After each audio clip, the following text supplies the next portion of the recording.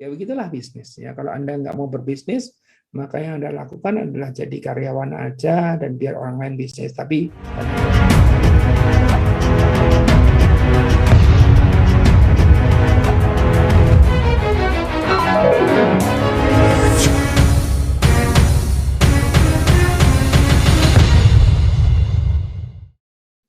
halo, saya Handoko Kewargo dari Maestro Consulting, Coaching, dan Communicating untuk Anda semua dalam Serajum Live. Serajum adalah program Corporate Social Responsibility Maestro untuk Indonesia dalam rangka ikut mencerdaskan kehidupan bangsa. Malam hari ini episode ke-316 yang berjudul Model Transformasi. Mudah-mudahan dengan materi ini Anda bisa mendapatkan inspirasi tentang seperti apa sih transformasi harus dilakukan. Dan apabila Anda merasa bahwa saya nggak mau repot, saya nggak mau ambil resiko nanti terjadi kesalahan, maka feel free to contact us ya. Silakan kontak saya pribadi atau kontak ke Mia Maestro di 0858 satunya 4 kali 2121 untuk kita membantu proses transformasi daripada perusahaan Anda. Saat ini kami sedang membantu 2 grup perusahaan untuk melakukan transformasi, baik terkait dengan situasi kekinian gara-gara pandemi, dan juga karena perubahan teknologi, dan juga karena terkait dengan kepemimpinan dan pengambilan keputusan. Jadi kita akan mulai, ya izinkan saya untuk menggunakan PowerPoint, ya tentang model transformasi. Sekarang Serajum yang ke-316.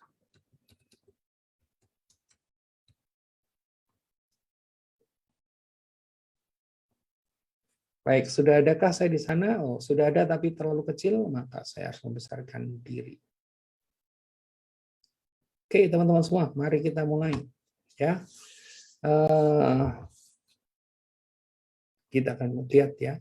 Jadi ada yang namanya Organizational Design Framework, the Transformation Model. Ya, kalau Anda pengen baca artikelnya ada di sebelah ini. Salah, sana. Ya, oke. Model transformasi itu adalah kerangka kerja yang digunakan untuk membantu para pemimpin memahami organisasi mereka dan juga memandu desain ulang yang berhasil. Ya, jadi model transformasi itu kerangka kerja. Kerangka kerja itu penting sekali, ya. Meskipun kadang-kadang tidak mencakup seluruhnya atau meskipun kadang-kadang terlalu banyak, tetapi paling tidak kita memahami bahwa ada poin-poin itu, dan kita akan membahas 8 malam hari ini. Mari kita masuk materi, pakai iklan dulu. Materi ini direkam dan kemudian akan dipostingkan di kanal YouTube Handoko Maestro. Silakan subscribe, silakan juga pencet bel agar supaya Anda mendapatkan notifikasi setiap kali kami mempostingkan materi baru. Jangan lupa like, jangan lupa share, jangan lupa komen, ya. Kita akan masuk ke transformation model. Model ini mengurangi kompleksitas organisasi menjadi 8 variabel kunci, ya, yang harus dipahami dan diselaraskan agar bisnis menjadi sukses. Ada yang bertanya, loh bukannya 8 mah jadi kompleks? Tidak. Sebetulnya kalau kita bicara lebih kompleks lagi ada, ya 8 ini paling enggak yang utama. Nanti makanya saya akan jelaskan kenapa itu menjadi penting. Penyelarasan menyiratkan sudut pandang holistik, ya, tidak hanya sekedar partially tapi holistik, atau sistem yang menemukan kesesuaian terbaik antara semua elemen di dalam organisasi. Nah, memperhatikan dan memahami variabel-variabel ini akan membuat peningkatan besar dalam layanan pelanggan, kualitas, efisiensi, waktu siklus, ya, profitabilitas, dan tentu saja faktor yang penting lain adalah kepuasan karyawan. Ke-8 variabel ini membentuk sebuah big pictures, ya, atau konteks organisasi, dan akhirnya akan menentukan keberhasilan. Apakah ada yang lebih besar daripada ini? Ada. Apakah bisa lebih kecil dari ini? Bisa. Ya, tetapi mari kita belajar yang kira-kira dianggap oleh para ahli sebagai ini penting banget loh 8 ini, ya, untuk bisa melakukan transformasi yang sifatnya holistik. Ketika kita bicara tentang desain organisasi, kita bicara tentang hubungan dan keseimbangan antara masing-masing variabel. Para pemimpin dapat didefinisikan sebagai memahami dan mengelola variabel-variabel ini. Mari kita bahas ya variabelnya apa saja. Ada gambarnya ya nanti, tapi kita akan mulai dari environment atau lingkungan, strategi, core prosesnya, proses yang utamanya, structure, system, culture, result, dan leadership. Ini satu-satu kita akan bahas sehingga mudah-mudahan bisa membuat Anda jelas.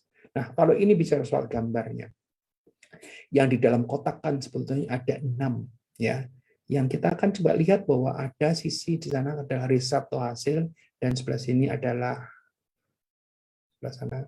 Nah, itu adalah environment atau lingkungan ya. Nah, result adalah tentu saja hasil daripada prosesnya ya. Environment adalah lingkungan, di mana lingkungan itu ada yang kita bisa kontrol, ada yang kita tidak bisa kontrol. Nah, di dalamnya itu ada strategi, culture, proses, sistem, dan structure. Yang di tengah-tengahnya adalah leadership karena merupakan fungsi sentral ya yang akan membuat perubahan, yang akan membuat transformasi. Ya, agar supaya kita lebih jelas, saya akan jelaskan satu persatu. Environment, organisasi seperti semua sistem kehidupan untuk bertahan, mereka dapat menjaga keselarasan dan lingkungan eksternalnya. Ya, kalau kita nggak bisa kontrol, kita menjaga keselarasannya. Peka terhadap kebutuhan dan persepsi pelanggan yang terus berkembang. Kenapa pelanggan yang membuat kita hidup, gitu ya? Memahami perubahan yang terjadi dalam teknologi, dan ini sangat serius sekali.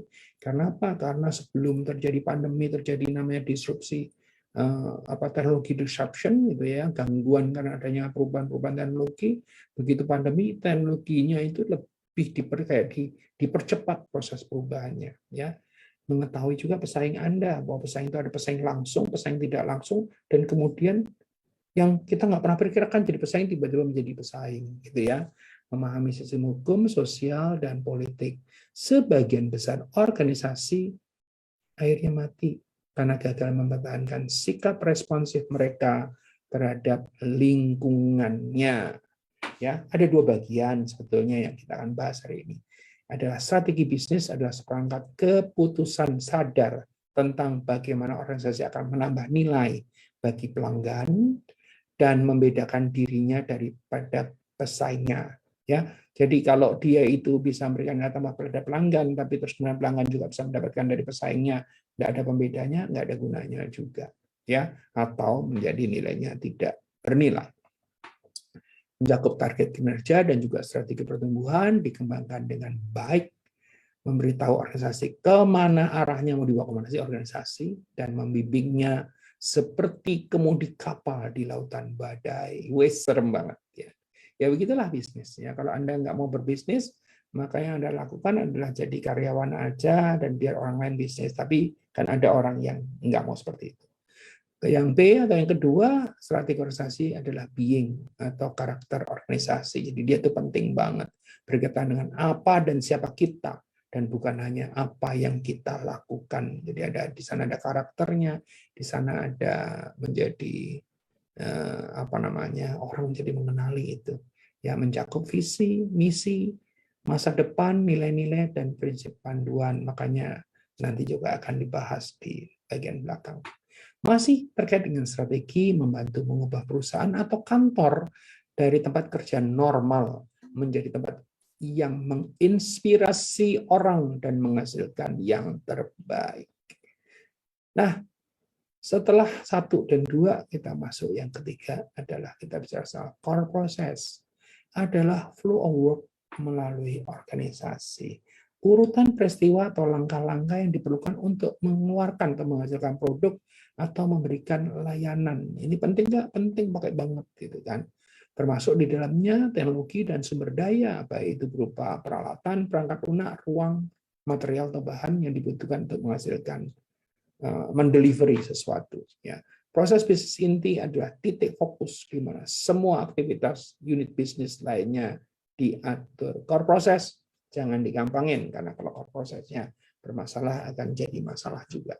Memahami, merampingkan, ya dipahami, dirampingkan, dan mendukung proses bisnis inti dengan benar adalah tugas utama organisasi manapun. Biasanya karena pertumbuhan, biasanya karena waktu menjadi bukan ramping tapi menjadi kedodoran. Nah, kedodoran ini suka menimbulkan yang namanya masalah. Yang keempat adalah bicara soal struktur, bagaimana orang diorganisasikan di sekitar proses bisnis yang berlaku, bergerak melampaui bagan kotak untuk memahami batasannya, boundariesnya, perannya, role-nya, tanggung jawab, responsibility-nya, dan hubungan pelaporan antara orang-orang. Ini menjadi suatu hal yang amat sangat penting sekali.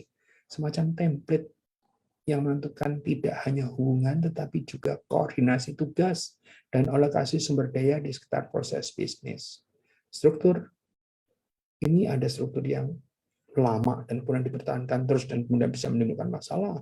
Ada struktur yang diperbarui di setiap saat setiap waktu sehingga menjadi masalah. Ada yang strategi memfollow structure, ada yang structure memfollow strategi. Jadi mana yang cocok untuk Anda? Ya nanti kita akan bahas suatu hari tentang teori tentang strategi mengikuti structure atau structure mengikuti strategi, kapan itu terjadi. Masih terkait dengan struktur, pertanyaan tepat dari struktur adalah bukanlah apakah itu benar atau tidak, tapi cocok dengan seluruh organisasi dan membantu daripada menghambat kinerja. Jadi cocok enggak? Kalau nggak cocok, apakah strateginya dirubah atau strukturnya yang harus dirubah? Itu ya. Kalau tadi sudah bicara 1, 2, 3, 4, yang kelima bicara soal sistem. Sistem ini adalah kumpulan tugas atau aktivitas yang saling terkait yang bantu mengatur dan mengkoordinasikan pekerjaan. Ya, nah, sistem itu adalah bagian daripada contohnya ya yang terkait dengan sistem perekrutan dan seleksi ya orang yang masuk ya kalau kita tidak punya sistemnya yang masuk akhirnya tidak mendukung organisasinya.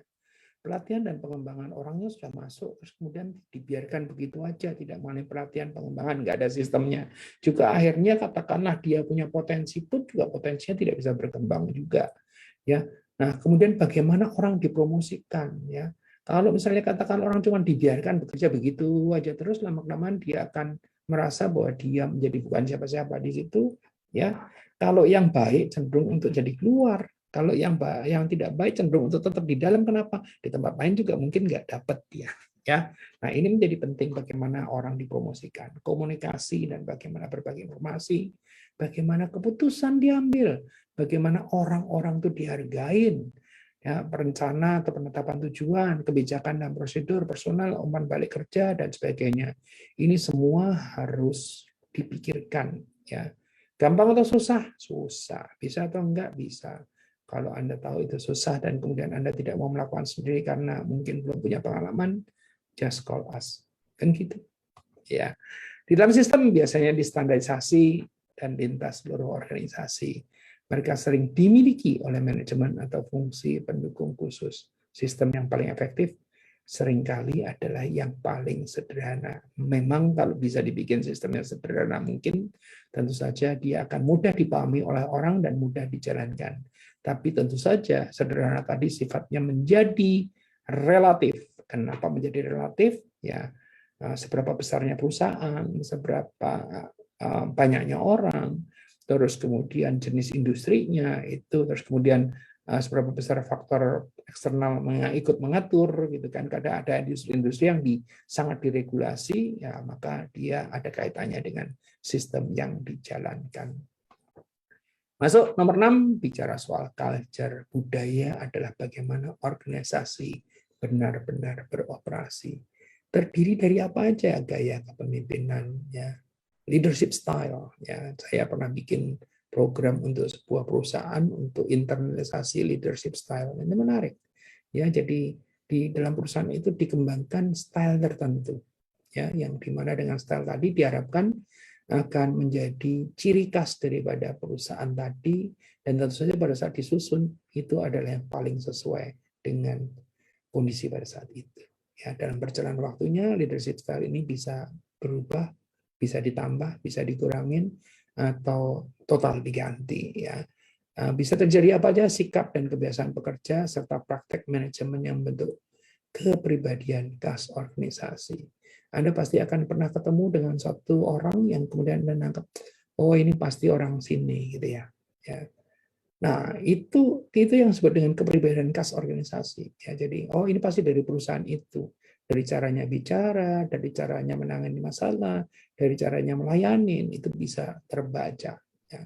Ada sejumlah perusahaan yang culture-nya demikian kuat, ya, dan akhirnya bisa terbaca dengan demikian baik oleh pihak luar.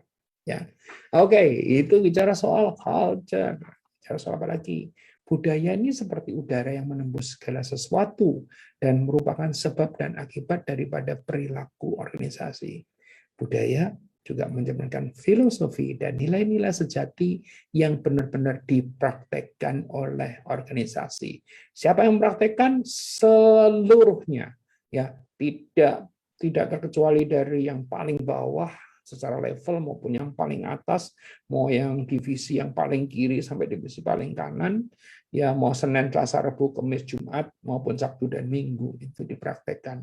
Mau pagi, siang, sore, malam selama jam kerja maupun di luar jam kerja itu juga dipraktekkan. Kalau budaya itu diinternalisasikan dengan baik, ya karena dia akan terbawa dalam kehidupan sehari-hari. Dan budaya yang baik dalam kehidupan di kantor, organisasi itu bisa terbawa dalam kehidupan sehari-hari dan membawa kemajuan. Nah, kembali akhirnya ujung-ujungnya semua tanyain soal result. Bagaimana kinerja organisasi saat ini? Result menentukan keberhasilan atau kesehatan organisasi dan karena itu merupakan titik awal untuk memahami seberapa baik organisasi berfungsi. Kalau kelihatannya itu wah ideal, tapi resultnya nggak ada juga sebetulnya berarti tidak ideal. Ada yang salah. Karena organisasi kan akhirnya butuh yang namanya result atau hasil. Ya, nah masih terkait dengan result. Result menunjukkan di mana organisasi itu kuat dan apa yang perlu terus dilakukan untuk tetap selalu kuat. Bahkan kalau bisa jauh lebih kuat. Serta di mana dia lemah dan apa yang perlu diubah. Ya, jadi kalau kita bisa soal result, apa yang bikin dia kuat harus ketahuan. Jadi jangan, kalaupun kuat terus kemudian orang nggak tahu ini dapatnya dari mana, gitu kan? Dia harus tahu sehingga kalau bisa diperkuat sehingga hasilnya menjadi lebih besar. Kalaupun dia lemah harus tahu yang perlu dirubah yang di mana. Ya, kalau seandainya kesadaran ini tidak ada, ya kalaupun dia kuat, dia tidak tahu kuatnya dari mana. Kalau dia pun lemah, nggak tahu lemahnya di mana, maka dia tidak bisa bikin perubahan. Baik perubahan tadi untuk menjadi lebih kuat ataupun untuk membuat yang lemah menjadi kuat. Ya, ini bicara soal result. Dan kalau kita lihat tadi gambarnya, di tengah-tengah adalah unsur yang namanya leadership atau kepemimpinan. Pemimpin ini mendorong kesuksesan, ya. Mereka menetapkan tujuan dan memantau hasil. Ini penting ya. Tujuan ditetapkan, kalau hasil tidak pernah dipantau juga masalah.